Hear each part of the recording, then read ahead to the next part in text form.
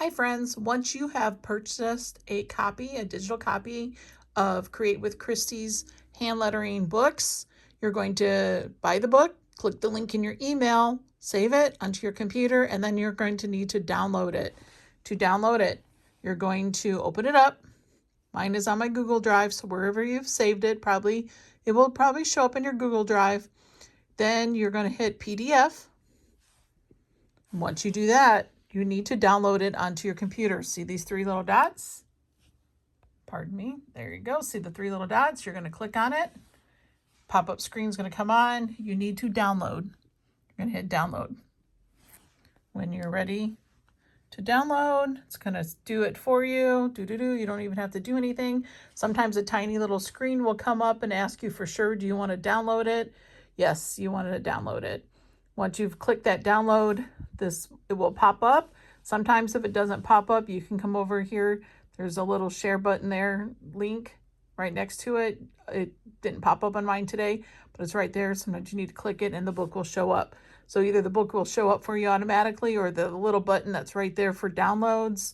It's just there. You just touch it. So once you've done that, this is the easy peasy part of the book. You click the share button. And now you're going to find the Procreate photo, and it's not in here. So you're going to click the three little buttons, and it should be in this drop down menu for you as well. There it is. See it? All right, you're going to click that. The book now is going into your Procreate gallery. So as it loads,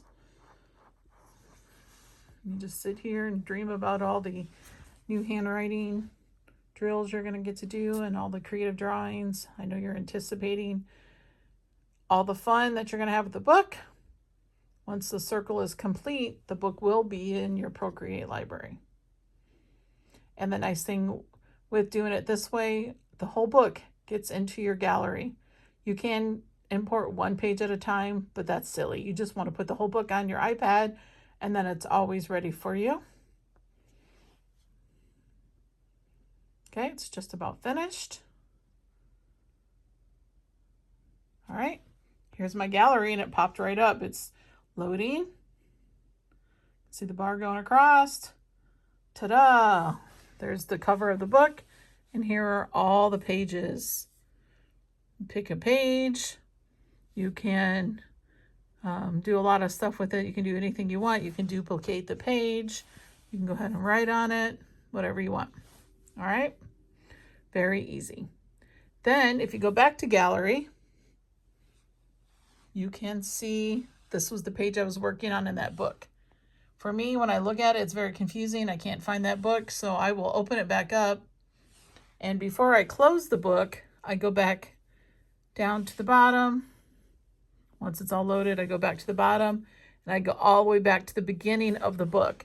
Then I close out the book when I'm done using it and then hit gallery. That way, when I open back up my Procreate app, each book, its front page is right there ready for me. If you import one page at a time, it will look like this messy mess right here on the right. But if you import the whole thing like I just showed you, it's in a nice little package. The same with the brush.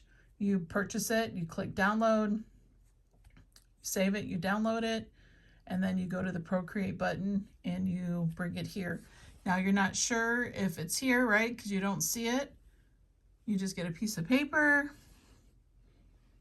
and there's your sheet of paper. Go up to the brush, click brush, and in the brush library, it is right there for you. You didn't even need to do anything. Just like it imports right into the gallery, it also will import brushes right into the brush library.